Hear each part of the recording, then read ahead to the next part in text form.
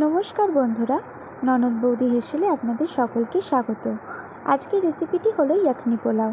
প্রথমে আলু কেটে তার মধ্যে নুন মাখিয়ে রেখে দিয়েছি, হলুদ এখানে ব্যবহার করব না। তারপরে পেঁয়াজ, আদা, রসুন কেটে রেখেছি, আদা রসুনটি বেটে নিয়েছি। এরপর ইয়াখনি পোলাওয়ের জন্য একটা মশলা রেডি করছি। গোটা জিরে, গোটা ধনে, শুকনো লঙ্কা, গোটা গোলমরিচ ও গোটা গরম মশলা শুকনো খোলায় ভেজে তুলে মিক্সির মধ্যে গুঁড়ো করে নেব। এরপরে কড়ার মধ্যে সাদা তেল দিয়ে আগে থেকে মাখিয়ে রাখা নুন মেশানো আলুটি আমি ভালো মতন লাল করে ভেজে নেব। আলুগুলো ছেঁকে তুলে নিয়ে সেই তেলের মধ্যে তেজপাতা, গোটা গরম মশলা, গোটা গোলমরিচ ফোড়ন দিয়ে পেঁয়াজ কুচিটাকে এর মধ্যে দিয়ে নেব। তারপরে একটু নাড়াচাড়া করে নিয়ে আগে থেকে ধুয়ে জল ঝরিয়ে রাখা মাংসটি আমি এর মধ্যে দিয়ে নিচ্ছি।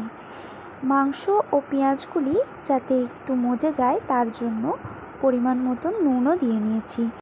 দেখুন মাংস থেকে জল ছেড়ে দিয়েছে।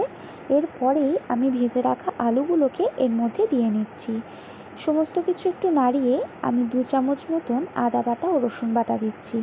এখানে আদা ও রসুন বাটা দেওয়ার পর ভালো মতন কষিয়ে নিতে হবে যাতে কাঁচা গন্ধ একদম চলে যায়। আমি আগে থেকে একটু টক দই ছাঁকনির সাহায্যে জল ঝরিয়ে রেখেছিলাম, সেটা এর মধ্যে দিয়ে নিচ্ছি। এরপরে যে ইয়াখনি পোলাওয়ের জন্য মশলা তৈরি করেছিলাম তা এর মধ্যে দিয়ে ভালো মতন কষিয়ে নিচ্ছি।